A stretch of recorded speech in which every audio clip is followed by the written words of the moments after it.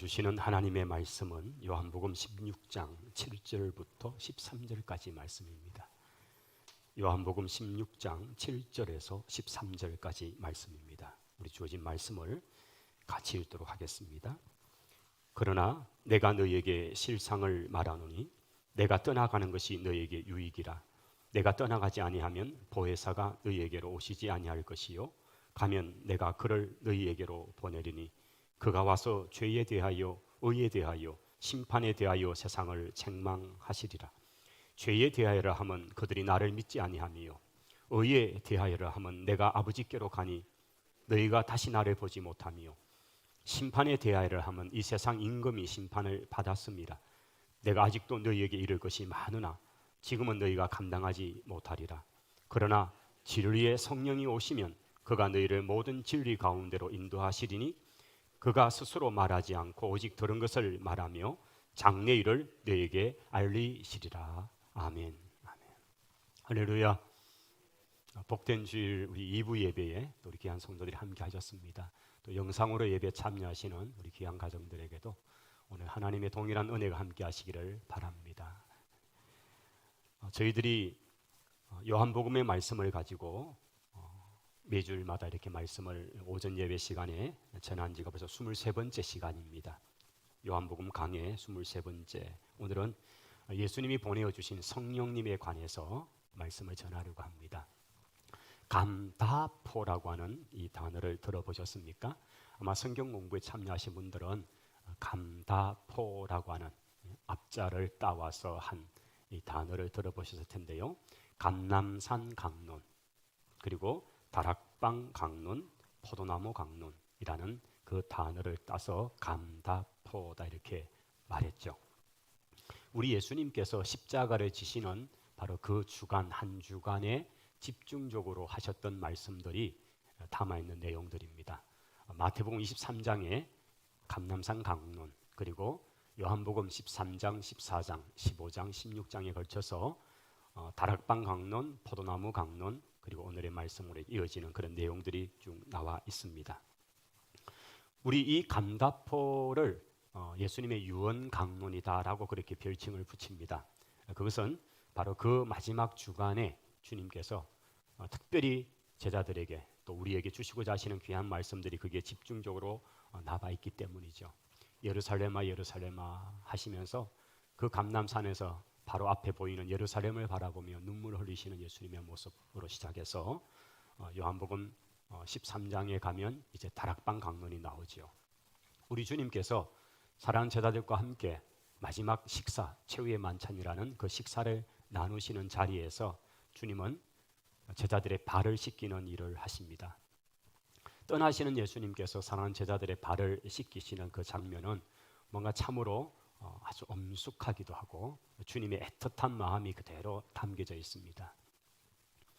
그리고 난 뒤에 사랑하는 제자들에게 그 잡수시던 유월절 만찬에 사용된 빵을 찢어서서 그들에게 주시면서 이것은 너희를 위해서 찢는 나의 몸이다라고 말씀하시고 또 나누시던 그 포도주를 돌리시면서 이것은 너희를 위해서 흘리는 나의 피다고 하시는 우리가 사실 지금 이 코로나 상황에서 하지 못했던 성찬식을 주님이 제정을 하시죠.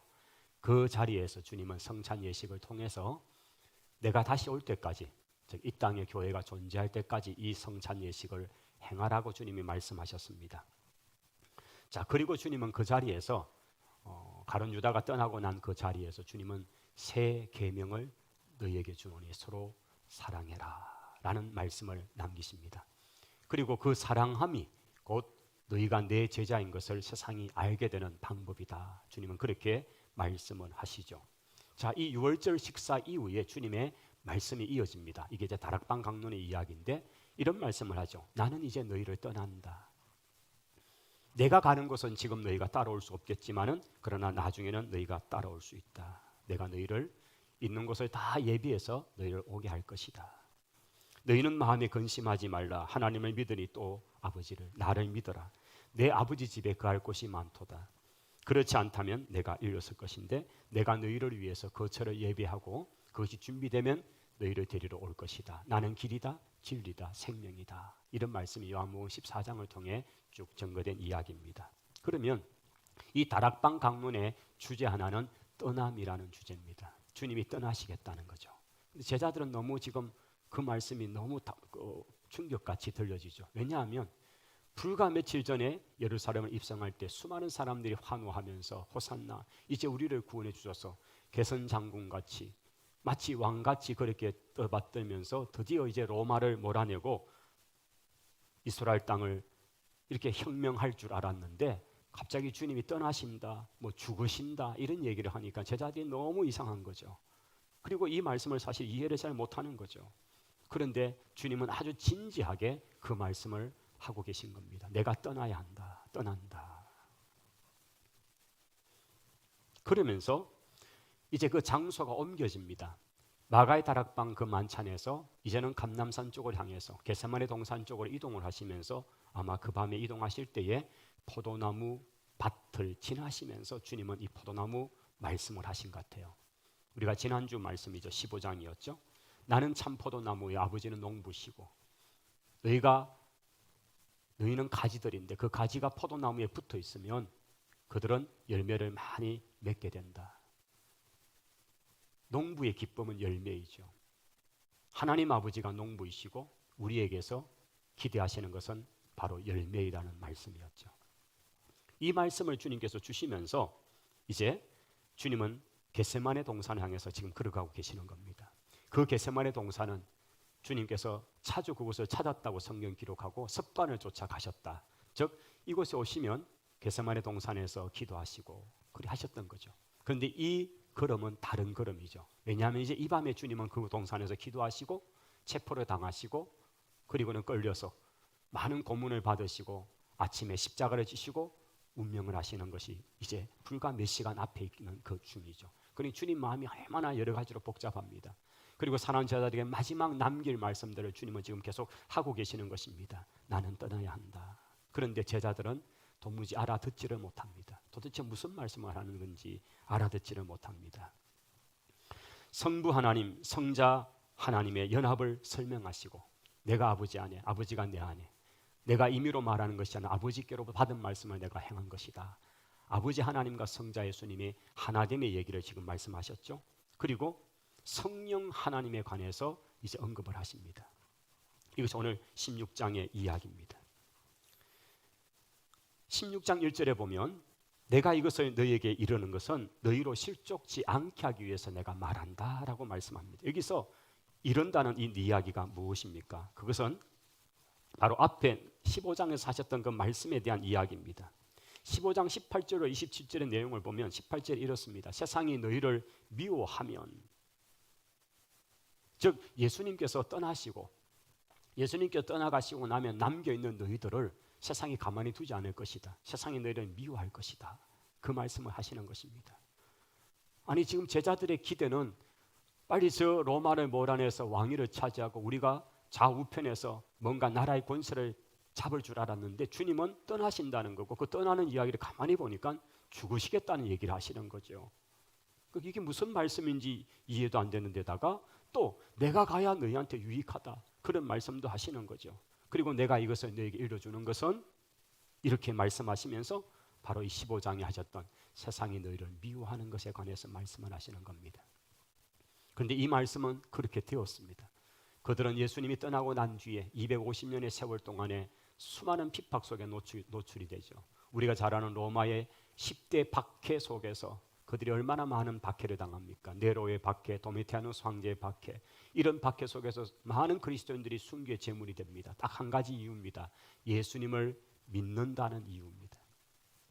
예수님을 믿는다는 이유 때문에 많은 그리스도인들이 핍박 속에 있게 될 것을 주님이 지금 이 자리에서 말씀하는 것입니다. 주님의 마음이 무거운 이유는 당신이 떠나시고 남겨진 교회가, 제자들이 얼마나 많은 핍박 속에 있을 것인가를 주님께서 아시기 때문에 이 말씀을 하시는 주님 마음이 너무나 무거운 겁니다.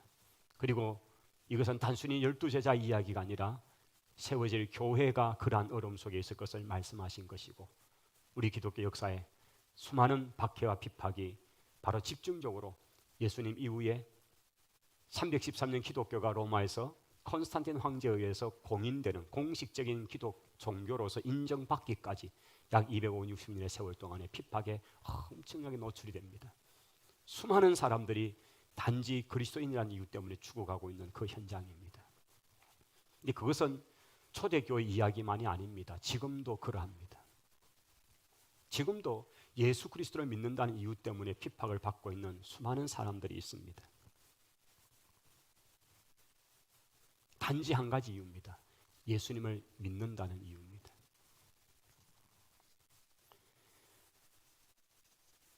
예수님께서 말씀하셨던 그 핍박의 이야기가 지금도 이스라엘 땅에도 있습니다. 이스라엘 땅에서 단지 기독교인이라는 이유 때문에 핍박을 당하는 상황은 여전히 지금도 있습니다. 그 땅에 살면서 복음을 전하는 것은 공식적으로 금지가 되어 있습니다. 그래서 몰래 아파트에 이렇게 전도지를 꽂아 놓지만은 발각이 되면 그냥 바로 비자가 끊어지고 추방을 당하게 되어 있습니다. 그래서 선교사님들이 자신들의 신분을 선교사로서는 될 수 없기 때문에 학생의 신분으로 대부분 다 위장되어서 공부를 하면서 복음을 전하는 사역을 합니다. 우리가 협력하는 조형호 선교사님, 이분 같은 경우도 이스라엘 문화원을 이제 열어서 공식적으로 뭐 기구죠, 그런 것을 장소를 열어서 요즘 뭐 그 K-팝이나 K-문화에 대해서 굉장히 인기가 많으니까 그 문화원에 많은 유대인들이 올 수 있도록 그렇게 해서 그들에게 한국 문화를 전하면서 그리고 친교를 하고 그 가운데 이제 복음을 조금씩 증가하는 일들을 하고 있는 것이죠. 이스라엘 땅 안에도 그렇습니다만은 이스라엘 땅 외에도 여러분 대부분 대표적인 민족들이 그 무슬림들의 땅에 가면 지금 세계 인구의 약 한 4분의 1 이상이 되는 무슬림들 땅에는 딱 한 가지 이유입니다. 예수 믿는다는 이유 때문에 그들이 참수를 당해도 그것은 정당화되는 사회입니다. 가족 중에 누가 개종을 했다, 기독교가 되었다 그러면 가족들이 명예살인을 하는 거죠. 우리 가문을 더럽혔다. 어떻게 개종을 할 수 있냐. 그래서 그를 공개적으로 돌로서 떠 죽이든지 아니면 참수를 해도 그것은 아무런 문제가 되지 않는 사회가 지금 우리가 사는 이 지구촌의 4분의 1의 인구는 그렇게 살고 있습니다. 우리 주님이 말씀하신 이 이야기는 1세기 때 이야기가 아니고 오늘 21세기 지금의 현실적 이야기입니다. 먼 나라 얘기가 아니라 오늘 여전히 이 한국 땅에도 예수 믿는 이유 때문에 미움을 당하는 성도들이 있습니다. 명절이 되면 참 이런 문제가 또 현실로 다가옵니다. 딱 한 가지, 교회 다닌다, 예수 믿는다, 예수쟁이다. 그러나 예수님께서 말씀하셨습니다. 너희가 내 이름으로 인해서 미움을 받게 될 것을 당연히 여겨라고 말씀하셨습니다. 자, 주님이 이 얘기를 하실 때 제자들이 이해를 못하는 그 마음, 도대체 무슨 말씀이냐? 왜 우리가 출교를 당하고 왜 우리가 미움을 당해야 되는지. 그러나 그것은 그들에게 현실이 되었습니다. 그리고 그들은 그것을 깨달았습니다. 포도나무 강론에서 우리 주님께서 한 단락의 얘기를 마치고 이제 오늘 이 16장에 들어오면 조금 있으면 너희가 나를 보지 못할 것이요 또 조금 있으면 나를 볼 것이다. 왜냐하면 내가 아버지께로 가기 때문이다는 이 말씀을 16절 17절에 하고 계십니다. 제자들은 무슨 말씀인지, 아버지께 간다는 것은 무엇이고 또 못 보는 것은 무엇이고 좀 이따가 보게 되는 것은 무엇인지 이런 것들이 계속 지금 헷갈리고 있는 것입니다. 그러나 오늘 예수님께서 분명히 하시는 말씀은 떠남이 있어야 된다는 것을 분명히 말씀합니다. 오늘 우리가 읽었던 7절의 말씀을 다시 한번 와보겠습니다. 우리 7절 한번 읽어보겠습니다. 그러나 내가 너희에게 실상을 말하노니 내가 떠나가는 것이 너희에게 유익이라. 내가 떠나가지 아니하면 보혜사가 너희에게로 오시지 아니할 것이요 가면 내가 그를 너희에게로 보내리라라고 말씀하셨습니다. 아멘. 이 말씀은 비유로 하시는 말씀이 아니라는 것입니다. 내가 실상을 말한다. 사실 팩트입니다. 내가 떠나는 것이 너희에게 유익되는데 내가 가야 보혜사 즉 성령 하나님을 너희에게 보낼 수 있다라고 말씀하시는 것입니다. 주님은 떠나시고 주님의 역할을 이제는 성령 하나님, 제3위 하나님이신 성령님이 오셔서 그 일을 하게 된다는 얘기를 말씀하고 있는 것입니다.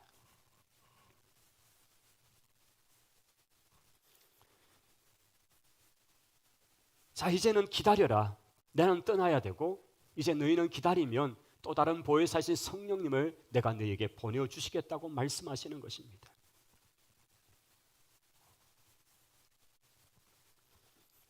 우리 주님께서 내가 이것을 너희에게 일러준 것은, 즉 너희가 내 이름으로 핍박을 받게 되는 이 상황이 오게 될 텐데, 그런 상황이 오게 될 때에 이것을 이상히 여기지 말고 당연하게 받아야 될 것이다.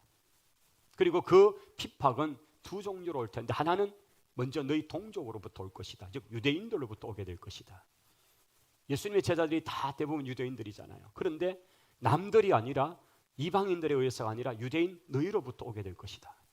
바로 너희 동족으로부터 오게 될 것이다. 사실 예수님도 따지보면 유대인이잖아요. 그런데 그 예수님이 유대인들의 손에 의해서 고난을 받으시고 거절을 당하시고 죽임을 당하시는 것이었습니다. 예수님의 제자들 역시도 유대인들의 손에 의해서 고난을 당하고 그렇게 된다는 것입니다. 그런데 왜 그들이 그렇게 하고 있습니까? 그것은 16장 2절에 보시면, 사람들이 너희를 출교할 뿐만 아니라 때가 이르면 물론 너희를 죽이는 자가 생각하기를 이것이 하나님을 섬기는 일이라고 그렇게 그들이 생각할 거라는 것입니다. 왜 그들은 그렇게 지독하게, 그렇게 열정적으로 예수 믿는 사람들을 핍박하는가? 이것은 그들이 생각할 때 이것이 하나님의 일이라고 생각한 것입니다. 여러분, 이런 일에, 이런 생각에 꼭 사로잡혔던 사람이 바로 사울이었습니다. 바울이었습니다. 그는 길기아라는 지역 다소에서 태어났는데, 그는 로마 시민권자로 태어났습니다. 아주 신분이 굉장히 우월하죠. 그리고 그는 어릴 때 유학을 예루살렘을 오게 됩니다. 가말리엘이라는 최고의 스승 밑에서 율법학 공부를 배웁니다. 그리고 바리새파 속에 소속되어서 철저하게 문자적으로 성경을 배우는 그런 사람으로 성장을 했습니다. 스데반이 순교를 당할 때에 사람들은 그 청년 차기 주자인 사울에게 주목을 합니다. 그 스데반의 옷을 벗겨서 사울의 청년 앞에 내려놓습니다. 아마 그의 재가를 기다리는 사인을 기다렸던 것 같습니다. 그렇게 열정을 가졌고, 그는 대제사장의 공문서를 가지고 저 다마스커스라는 시리아의 수도, 그곳에서 많은 그리스도인들이 활동하고 있다는 소식을 듣고 그들을 체포하는 일을 위해서 그는 가고 있는 중이었습니다. 다메섹이 가까이 왔을 때 그는 하늘로부터 큰 빛을 보게 되고 쓰러집니다. 눈이 보이지 않습니다. 사울아, 사울아, 어찌해서 나를 핍박하느냐? 당신은 누굽니까? 나는 네가 핍박하는 예수다. 그는 그렇게 예수님을 만나게 됩니다. 그는 세상에 소위 예수쟁이들이라는 사람들을 다 없애하는 것이 하나님을 영광으로 위한 것이고 하나님의 일이라고 생각했던 사람입니다. 근데 그 열심이 방향이 틀렸던 것입니다.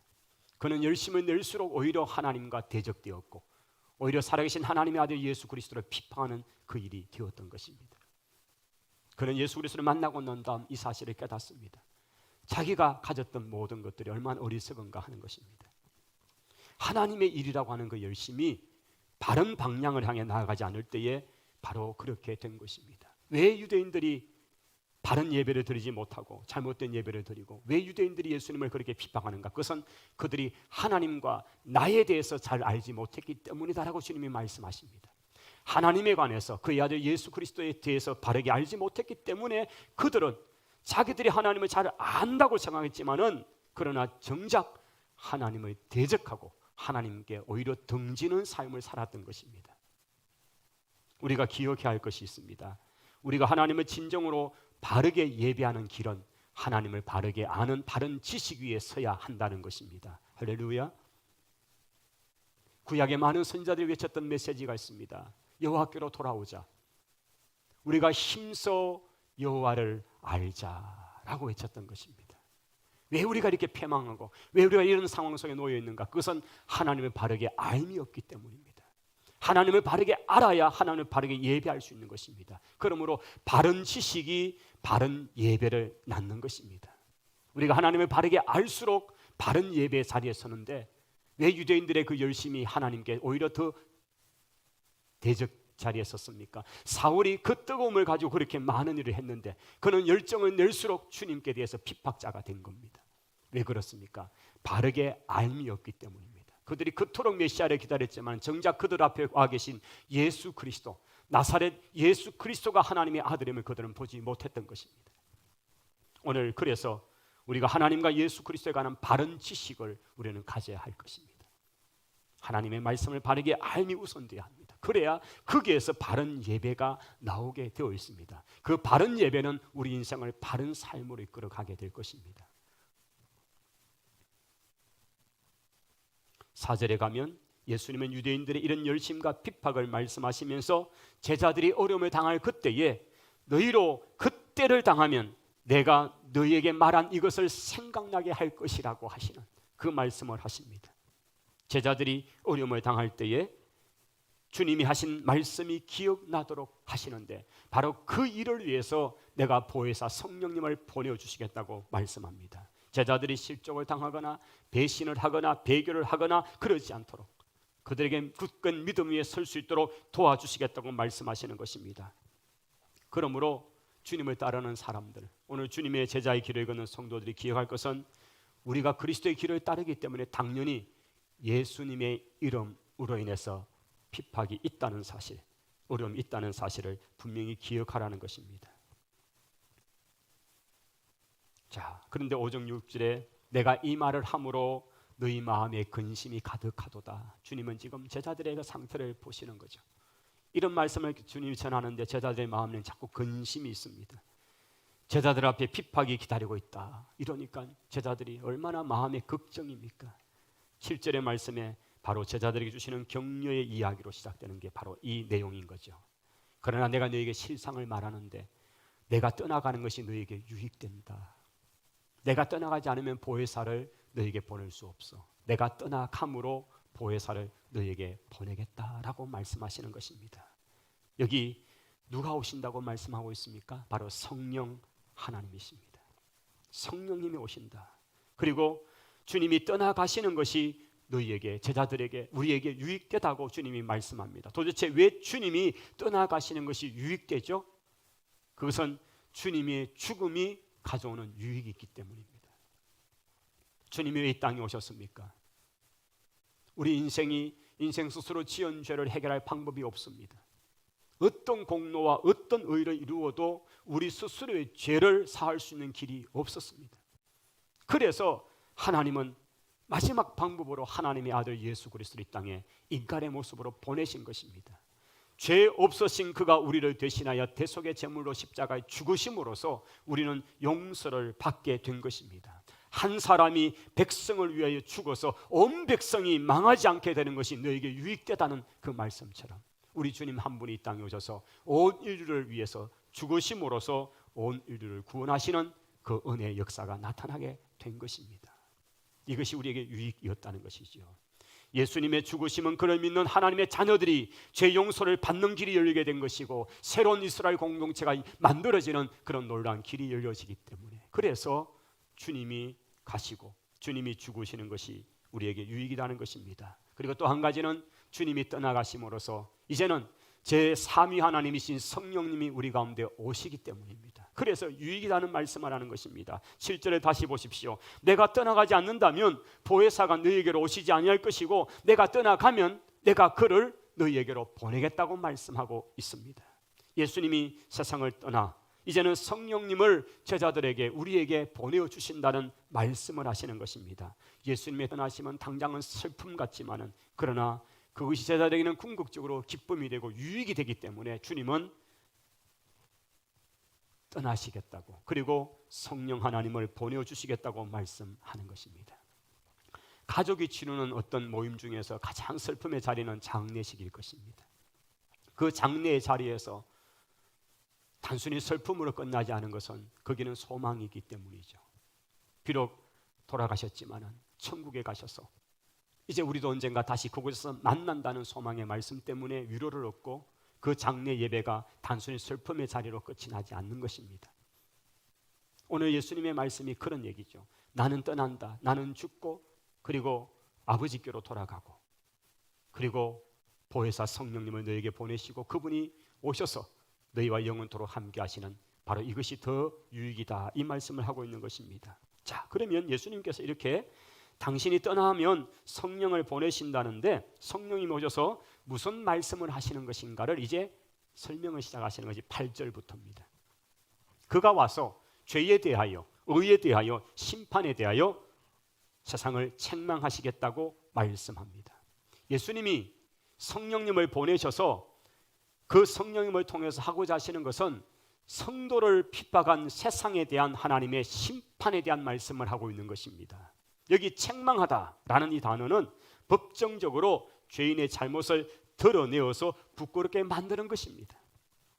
즉 잘못을 책망하여 부끄럽게 하겠다는 것이죠. 세상이 그리스도인들에게 행했던 그 일에 대해서 성령님이 오셔서 세상의 잘못을 드러내심으로써 세상의 그 잘못을 부끄럽게 하시겠다는 것입니다. 여기 9절의 말씀을 보십시다. 죄에 대하여 하면 그들이 나를 믿지 아니함 때문이요 라고 말씀하고 있습니다. 여러분, 예수 그리스도를 믿지 않은 것이 죄라는 것을 분명히 말씀하고 있습니다. 그 죄를 성령님이 오셔서 책망하시겠다고 말씀하는 것입니다. 여러분, 예수님 믿지 않는 것이 죄라고 생각해 본 적이 있으십니까? 세상에 수많은 종류의 죄가 있습니다. 그런데 그 대부분의 죄들은 다 용서를 받습니다.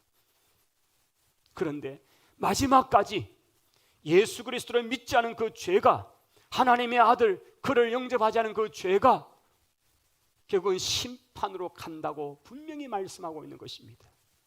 마지막 심판대 앞에서 천국과 지옥으로 갈라지는 것은 다른 문제가 아닙니다. 바로 그리스도를 끝까지 믿지 않은 죄라는 사실을 말씀합니다. 영적인 무지가 죄가 된다는 사실입니다. 예수 그가 구원의 유일한 길이라는 사실을 믿지 않고 받아들이지 않은 결과 그렇게 된다는 것입니다. 이 죄가 결국은 모든 다른 죄를 파생시키고 만다는 사실을 말씀하는 것입니다. 그래서 우리는 예수 그리스도를 믿는 이것이 얼마나 큰 은혜이고 얼마나 놀라운 기적인가를 생각하는 것입니다. 어떻게 내가 예수님을 믿게 되었을까? 어떻게 예수 그리스도를 나의 구주로 내가 받아들일 수 있었을까? 이것은 생각할수록 신기한 일이고 기적 같은 일입니다. 오늘 이곳에 예배하는 모두가 예수 그리스도가 나의 구원자 되심을 믿는 믿음이 있기를 원합니다. 그리고 예수 그리스도를 통해서 구원 얻는 이 소식이 증거되어지기를 원합니다. 10절에 의에 대하여라 하면 내가 아버지께로 가니 너희가 다시 나를 보지 못함이라고 말씀합니다. 세상의 의가 잘못된 것이라는 것을 드러내신다는 말씀입니다. 세상은 자신들의 기준을 가지고 의라고 그렇게 말합니다. 그리고 그 의로서 예수님을 십자가에 못 박아 버렸습니다. 우리 주님이 죽임을 당하니까 세상의 의는 옳다고 그렇게 환호를 하고 했습니다. 그러나 그 의가 틀린 것을 주님이 살아내심으로 증거하셨습니다. 세상은 그들의 의를 가지고 예수님을 십자가에 못 박아 죽임으로써 자신들의 의를 성취한 줄 알았지만은 그들의 의가 잘못되었다는 것을 주님은 무덤에서 살아나시고 하늘로 올려 가심으로써 증명하신 것입니다. 그들이 내린 의의 심판이 거짓이고 잘못이고 하나님께서 참 의는 오직 예수 그리스도를 통해서라는 사실을 보여주신 것입니다. 이 의라는 단어가 한자로 보시면 양 한 마리 아래에 나아자가 붙어있는 단어입니다. 이 한자를 만들었던 분들이 도대체 어떤 생각으로 어떤 개념이 들어와서 그 단어를 만들었을까를 생각할수록 신비롭습니다. 도대체 의, 이게 도대체 뭐길래 그 단어를 만들 때에 양 한 마리 아래에 나자를 붙여 이게 의가 된 거예요. 이 개념을 가졌던 분들 속에는 아마 양이 나와 같이 나 대신한 양이 죽음으로써 양이 대신 죽음으로써 내가 의롭다함을 얻는다는 이 개념, 이것은 다른 어떤 사상에서 찾을 수 없는 오직 성경에서 구약 전체 흐르고 있는 그것이 바로 짐승이 양이 대신하여 죽음으로써 내 죄가 그 양에게 전가되고 그 양에게 안수하고 나를 안수함으로써 내가 양이 되고 양이 죽음으로 내가 죽음이 되어서 내 죄가 용서되는 의로워지는 그 행위, 이것이 구약의 제사의 제도라면 예수님이 이제는 실체가 되셔서 당신이 하나님의 어린 양으로 이 땅에 오시고 그가 우리를 대신하여 죽으심으로써 우리의 모든 죄가 의롭다함을 얻는 이 역사, 이게 바로 기독교 흐르는 의의 정의잖아요. 근데 이 의가 한자로 그렇게 서여진 이 사실은 다른 어떤 사상으로서는 이해될 수 없죠. 오직 이거는 그들이 가졌던 분명한 이 의의 개념을 바르게 알고 있다는 거죠. 세상에 세운 의는 자기들의 어떤 있습니다. 그러나 그게 아니라는 것입니다. 오직 의의 기준은 예수 그리스도입니다. 그분을 바라보고 그분이 행한 그 일을 믿는 것입니다. 주님은 그 일을 하셨습니다. 11절에 심판에 대하여를 하면 세상의 임금이 심판을 받았음이라고 말씀합니다. 예수님의 부활과 성천은 세상의 의가 잘못되었다는 것을 증명해 내신 것뿐 아니라 그들이 내린 심판도 잘못되었다는 것을 분명히 드러내신 것입니다. 본디오 필라토스가 팔레스타인 땅에 총독으로 있을 그때에 예수님의 십자가 처형을 언도했습니다. 그 세상의 권세자의 권력자의 심판이 잘못되었다는 것은 바로 주님이 부활하심을 통해 분명히 드러내었습니다.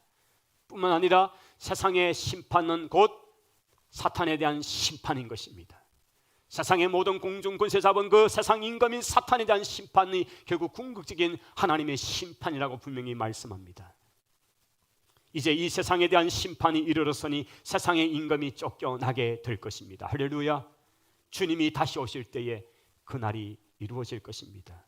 그렇기 때문에 핍박 가운데 있는 예수님의 제자들은 세상을 책망하시는 보혜사 성령님을 의지하고 세상을 살아가야 하는 것입니다.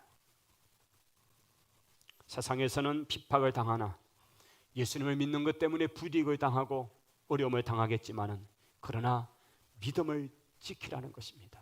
왜냐하면 그 성령님 우리 속에 오셔서 우리를 응원하시고 우리와 함께 하시고 우리에게 그 말씀을 기억나도록 도와주시겠다고 말씀하시는 것입니다.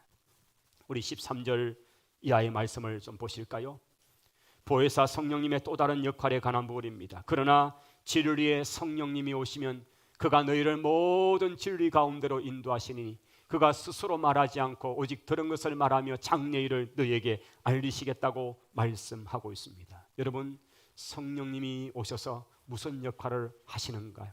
그 성령님은 우리가 들은 그 말씀을 기억나게 하시는 역할입니다. 그분이 성령님 하시는 아주 가장 중요한 역할 중에 하나입니다. 성부 하나님께서 구약을 시대를 통해 말씀하셨습니다. 성자 예수님께서 인간의 몸으로 이 땅에 오셔서 친히 삶으로서 많은 말씀들을 육성으로 우리에게 주셨습니다. 이것이 신구약의 말씀 속에 다 담겨 있습니다. 그럼 이제 성령 시대가 되어서 성령님이 우리 가운데 오셔서 뭘 하시는가? 이 하나님 아버지의 말씀과 예수 그리스도의 말씀이 우리 속에 깨달아지게 하시고 기억나게 하시고 생각나게 하시는 역할이 바로 성령 하나님의 역할이라는 것을 분명히 말씀하는 것입니다. 그러므로 지금 이 시대 오순절 사도행전 2장 이후에 오순절 성령이 강림하신 이후에 오늘 이 성령 시대에 살아가는 저와 여러분은 바로 우리 속에 오셔서 우리와 함께 하시는 그 성령님을 의지하고 그분 앞에 기도하는 거죠. 성령님, 말씀을 읽을 때 그 말씀이 깨달아지게 해 주시옵소서. 할렐루야. 말씀을 들을 때 성령님 우리의 귀가 열려서 말씀이 잘 깨달아지게 해 주시옵소서. 할렐루야. 이게 성령 시대에 사는 우리의 태도요, 자세이죠. 우리의 기도가 그렇게 가는 거죠. 성령님, 어두운 내 눈을 열어 그 밝은 빛을 보게 해 주십시오. 이것이 성령 시대에 사는 우리의 태도인 것이죠. 장래일을 너에게 알리신다고 말씀하십니다. 진리 가운데로 인도하신다고 말씀하십니다.